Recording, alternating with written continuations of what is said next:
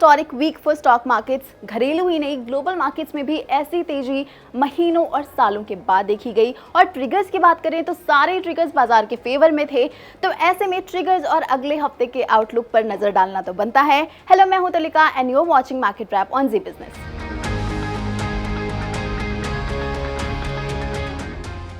सबसे बड़ा ट्रिगर आया यूएस फेड की ओर से, जहां ब्याज दरों को लगातार तीसरी बार स्थिर तो रखा ही गया, साथ ही अगले साल 3 रेट कट के संकेत भी दिए गए हैं। इसके बाद बाजार में ऐसी तेजी आई, ऐसा जोश भरा कि नैस्डैक 2 सालों के हाई पर पहुंच गया और घरेलू बाजार में सेंसेक्स ने 71,000 का लेवल टच किया और निफ्टी भी 21,300 के ऊपर पहुंच गया।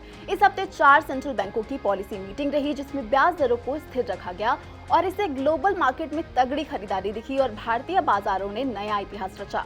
मार्केट वैल्यू के हिसाब से इंडियन स्टॉक मार्केट हांगकांग को पीछे छोड़कर 7वां सबसे बड़ा स्टॉक मार्केट बना।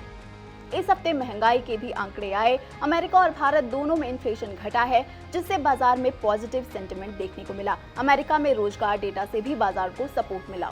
बॉन्ड यील्ड में गिरावट भी बाजार की तेजी के पीछे एक बड़ा फैक्टर था। यूएस के 10 सालों की बॉन्ड यील्ड 4% के नीचे आ गई है, जो कि 4.5 महीनों का निचला स्तर है। इसके अलावा डॉलर इंडेक्स 102 के नीचे आया है। कमोडिटी और बुलियन मार्केट में भी हलचल देखी गई। कच्चे तेल में भी जोरदार एक्शन देखने को मिल रहा है। ये भी $75 के आसपास चल रहा है। सोना एक बार फिर से $2050 के ऊपर पहुंच गया है और चांदी में भी अच्छी उछाल है।